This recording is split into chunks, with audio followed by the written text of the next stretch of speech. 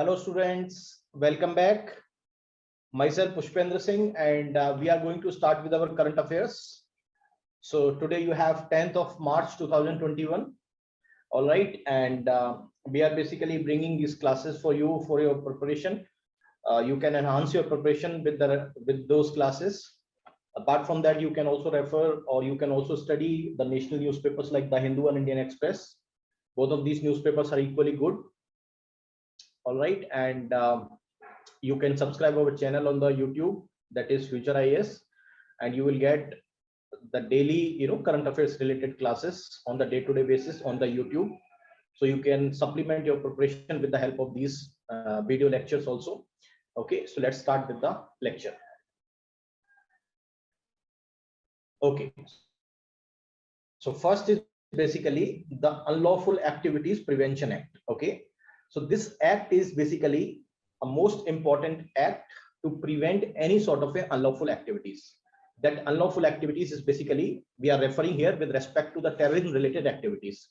Okay, so any sort of terrorism related activities, organizations are basically included under Unlawful Activities Prevention Act, and henceforth they have been banned. Okay, so once that organization have been put into that Unlawful Activities Prevention Act or UAPA, that organization and their all sort of associations and their working is completely banned. Any person who is violating the law will be punished under the provisions of UAPA. Okay, so the report have been coming out right from the Ministry of Home Affairs, specifically in the Lok Sabha. So the Minister of Home Affairs basically presented a report, okay, regarding the number of convictions, regarding the number of arrests, regarding the number of the person basically have been or number of cases have been lodged under the UAPA. So the Ministry of Home Affairs basically put a report in the Lok Sabha which says that there is 72% increase in the number of persons arrested under UAPA. So if you compare basically the data from 2015, okay, and the last year or the last to last year data, 2019 data, which has been given to the Lok Sabha, if you compare 2015 data with 2019 data, there have been 72% increase in the number of arrests or number of people which have been arrested. Okay, that data is provided by the Ministry of Home Affairs in the Lok Sabha. Okay, if you go into the counting of that number, so according to that data, in 2019, 1948 persons have been arrested under UAPA. Okay, and in 2019, 1226 cases have been registered, right? This data is also for 2019. Okay, and if you see from the data from 2015, 2016, 2017, 2018, that means from 2015 to 2018, the number of cases which was registered, for example, in 2015 it was 897, 2016 it was 922, 2017 it was 901, 2018 it was 1182, and 2019 data you have 1226. So that is the steep rising in the number of cases which are registered under UAPA, and number of arrests also have been increased very steeply. For example, in 2015 1128 arrests, 2016 999, 2017 1554 arrests, and 2018 1421 arrests were taken place. Okay, but if you see this data and compare with 2019 data, it is from increasing from 1421 to just 1948. So there is a steep rise in the number of arrest persons under UAPA. Okay, so the highest number of arrests, if you talk right, out of 1948 people which was arrested under UAPA, right, in 2019, the highest number of such arrests were made basically in the Manipur, which is a northeastern state, around 306 people, followed by Tamil Nadu, around 270 people, followed by Jammu and Kashmir, around 255 people, followed by Jharkhand, around 105 people, and followed by Assam, that is 87 people. Okay, now the highest number of arrests in the same year was made basically, if you take, that is in Uttar Pradesh, that is 498, followed by Manipur 386, okay, Tamil Nadu 308, Jammu and Kashmir 227, and Jharkhand 202. Okay, and under the UAPA Unlawful Prevention Activities Act, okay, the government has banned 42 organizations as a terrorist organizations. Okay, and they have been listed, right, in the first schedule of the Unlawful Activities Prevention Act. Okay, now regarding the convictions, those cases which was registered between 2016 and 19, okay, only 2.2% of the cases are basically, held convicted. Only 2.2% of the cases led to the conviction of the accused. Okay, so conviction rate is also very low. Okay, if you see the sharp rise in the number of arrests which was made under UAPA, that is jumped from, by over 37% 2019 as you compare with 2018. Okay, so for example in 2015, so this red graph shows the number of persons arrested.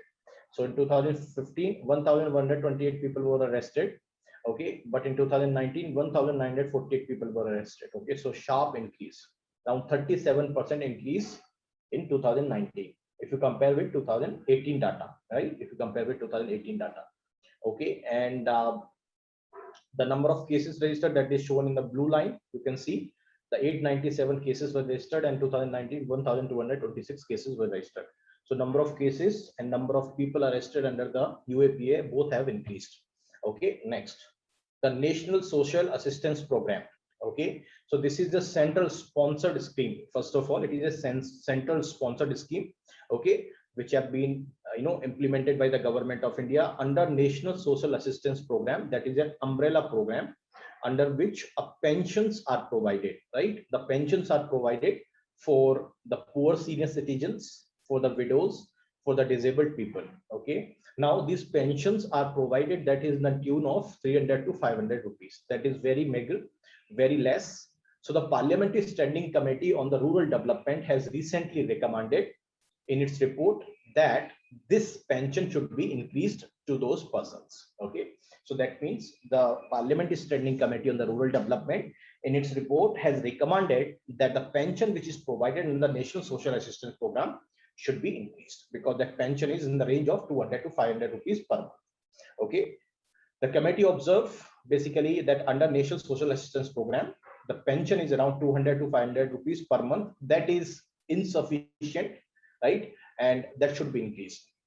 Okay, the panel, the panel which was led by the Ministry of Rural Development, in its report basically again recommended way back, right, that there should be increase in the minuscule pension which is there under National Social Assistance Program. Okay, so that was already demanded that should be increased, right, with the immediate effect. Okay, then the National Social Assistance Program, which is basically an umbrella program, it is a central sponsored scheme implemented by the government of India. Okay, that provides the financial assistance to the widows, elderly people, to the persons with disability in the form of social pensions. Okay, this scheme on National Social Assistance Program, this scheme is basically administered by the Ministry of Rural Development, Government of India. Okay, as it is an umbrella program, so under National Social Assistance Program, okay, there are 5 sub schemes. There are 5 sub schemes under which pensions are provided to those persons. For example, the first is Indira Gandhi National Old Age Pension Scheme, that is IGNOEPS, which has been provided the pension to the old age people. Okay, then Indira Gandhi National Widow Pension Scheme, that is providing the pensions to the widows. Okay, the Indira Gandhi National Disability Pension Scheme, that is the pension which will be provided to the people who are physically disabled, and the National Family Benefit Scheme, right? And at last, the Annapurna scheme. So let's understand all of these 5 schemes, sub schemes individually. Okay, so the first, under National Social Assistance Program, okay, the financial support or the pension is provided to the elders, to the widows, and to the physically challenged persons. Okay, now this pension is basically in the tune of 200 to 500 rupees, which is being provided to the senior citizens, specifically, right, to the BPL household. Regarding the widow pensions, this pension is provided to 300 to 500 rupees, specifically to those widows who are above 40 years in the age and who comes in the BPL household. Okay, under the disability pension, 300 rupees per month is provided, right, to the person who are in between 18 to 79 years of the age and who have the severe or multiple disabilities and who comes within the BPL families. Okay, In the family benefit, right, the 20,000 rupees is being provided if the death of a breadwinner occur. Okay, if the death of a person who is basically earning for the family or for the household. Okay, and that is between 18 to 59 years, and that breadwinner comes under the BPL household category. In the Annapurna scheme, right, the 10 kg of food grains is provided for the senior citizens, right, for those senior citizens who are not receiving any pension under any scheme. Okay, so only those senior citizens, the 10 kg of the food grains will be provided. So these are the 5 sub schemes under National Social Assistance Program, which is being provided, right, as a monthly pension to those people. Okay, next, the Udupi Ramchandra Rao. The Udupi Ramchandra Rao is also known as the satellite man. Okay, he was, he was basically the chairperson of the Indian Space Research Organization, right? And recently, the Google is celebrating the 89th birthday of the renowned professor and scientist Udupi Ramachandra Rao. Okay, because of his contribution, right, which is made to the India, and because of his contribution, he is also known as the India's satellite man. Okay, the doodle basically, featured the Udupi Ramachandra Rao as a sketch, okay, of the professor with the background of the earth and the shooting stars.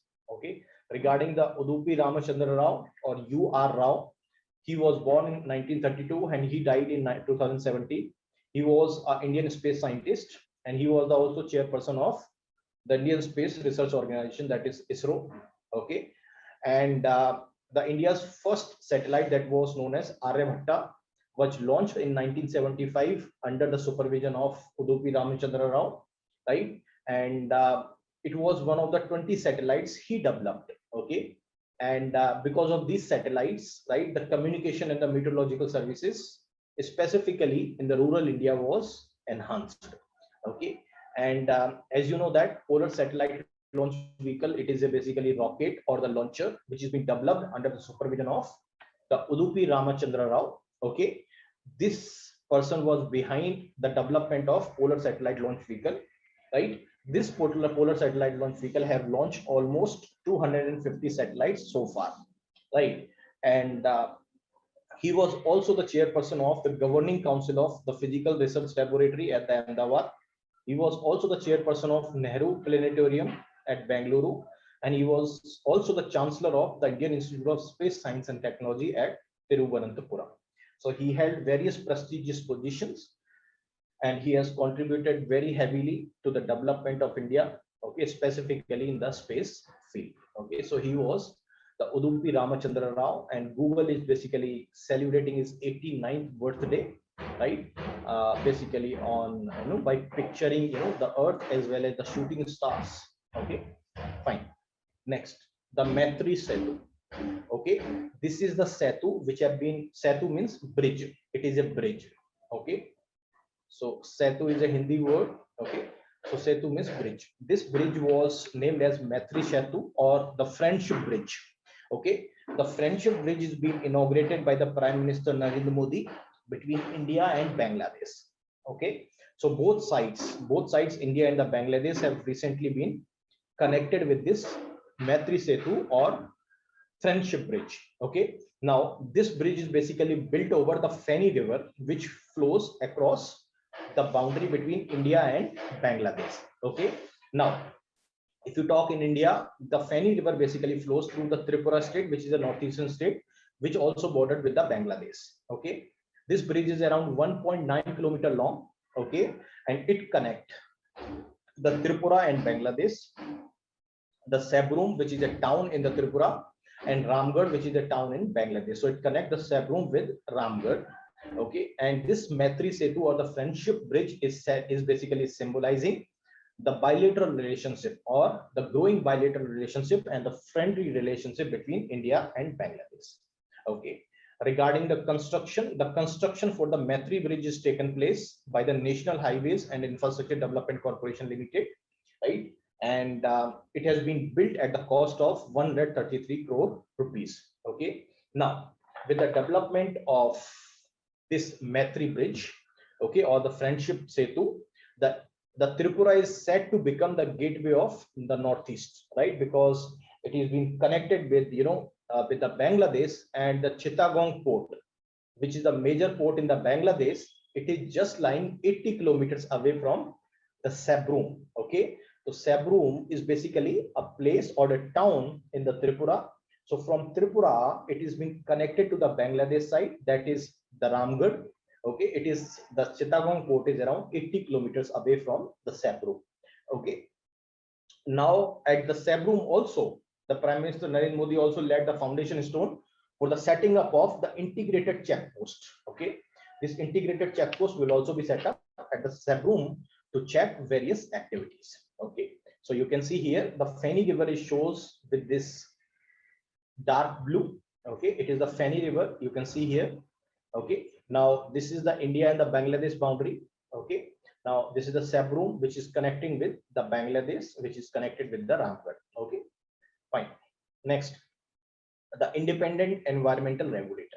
Okay, now as you know that the Ministry of Environment and Ministry of Environment and the Forest, okay, provides some sort of a environmental clearance to the projects. Now these projects may sometimes have the adverse impact on the environment also. Now, so this environmental clearance, which is being provided by the Ministry of Environmental and Forest, now the government, the Supreme Court has asked way back in 2011 to set up an independent environmental regulator. Okay, that independent environmental regulator would check any sort of a the loopholes in providing the rapid environmental approval. Okay, or providing any sort of irregularities in providing this the approval to those environmental clearance related to the major projects.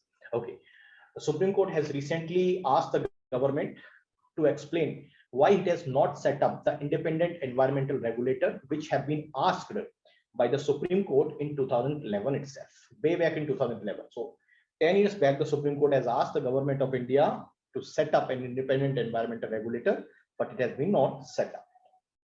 Okay, now the top court basically asked that the National Environmental Regulatory Body would ensure the independent oversight over the green clearance which is being provided to the major projects, right? And it was asked in 2011 in a case that was known as the Lefres mining case, that was previously known as the Lefres Umium Mining Private Limited versus the Union of India case. Okay, now in 2011, the Supreme Court of India has asked the center to appoint the national regulator for appraising the projects, okay, which is being provided, the environmental clearance, enforcing the environmental conditions for the approvals, okay, and to impose the penalties specifically to those polluters or to those, the project persons who are not complying with those, the regulations which have been provided by the Ministry of Environment and Forest. Okay, the court also binded the government of India, right, that it should develop the independent regulator, right, until such period of the time, right, till such period of the time, right, the environmental ministry should prepare a panel of accredited institutions. This panel of accredited institutions, right, would alone check the project proponent, right, and would also provide the rapid environmental impact assessment. Okay, so this accredited institutions, right, where the project proponent should file the application related to the environmental impact assessment or their environmental clearance.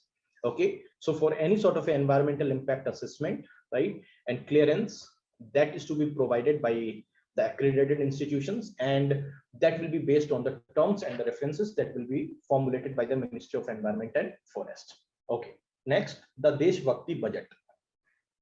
Now the AAP government or Aam Aadmi Party government, which is currently the ruling party in Delhi, okay, have basically pushing the Desh Bhakti budget in the Delhi legislature. So the finance minister Manish Sisodia Tuesday presented the finance budget. Okay, so in the finance budget that was presented, 69,000 crore rupees, that is known as the Desh Bhakti budget for 2021-22.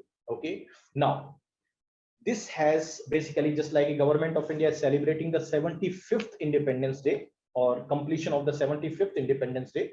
Okay, you know, the AAP government is also planning to celebrate, right, or to inspire the patriotism in a run up to 75th Independence Day. Okay, and also for free COVID-19 vaccination and vision for India at 2047.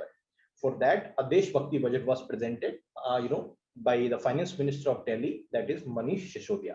Okay, so this year the theme of the budget is basically the Desh Bhakti or patriotism. Okay, under this budget there is a planning of putting 500 national flags. So 500 national flags will be placed in Delhi across the different places, right? And it will be placed one at Connaught Place, and for that 45 crore rupees have been set aside for placing this big flag at the Connaught Place. So 500 national flags would be placed at the different places of Delhi. Okay.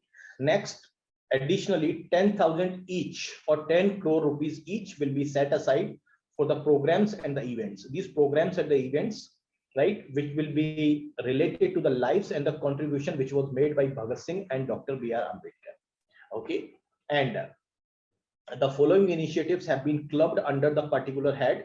For example, under the Desh Bhakti budget, for example, the budget provides that there should be a youth mentorship program specifically for underprivileged students. Okay, and also there will be arranging the free yoga camps for the small group of people who are interested to do the yoga training. Then the government of Delhi is also planning to start a Delhi Armed Force Academy. Okay, this Delhi Armed Force Academy will prepare the children for the recruitment in the armed forces. Okay, and the Delhi government is also providing 1 crore rupees to the families of the police personnel and the defense personnel who dies in the line of duty. Okay, the last year the Delhi government also announced the Desh Bhakti curriculum in the educational field, right?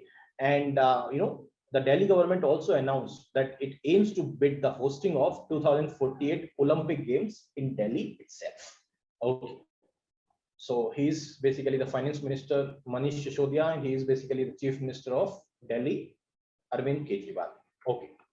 Next, the agriculture voltage technology. Okay. Now, this agriculture voltage technology is basically a new technology which is being developed by the Indian Council of Agricultural Research, which is a premier agricultural research organization under Ministry of Agriculture.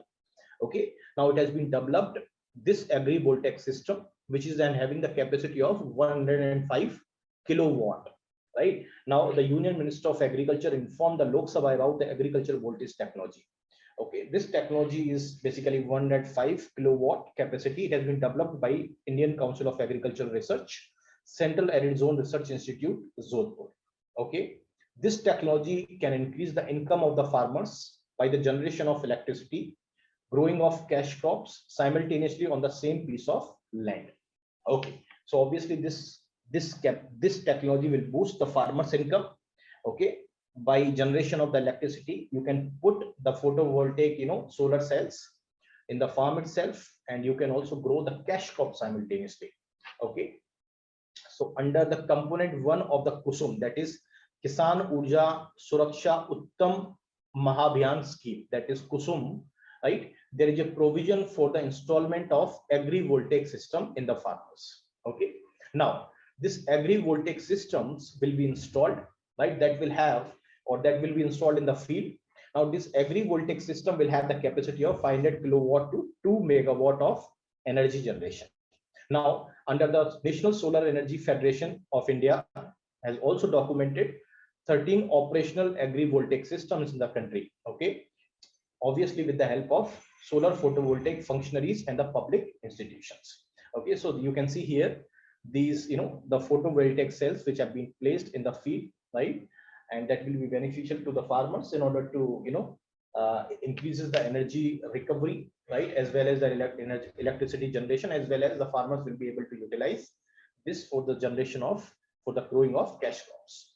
Okay. Next, the ammunition cum torpedo cum missile.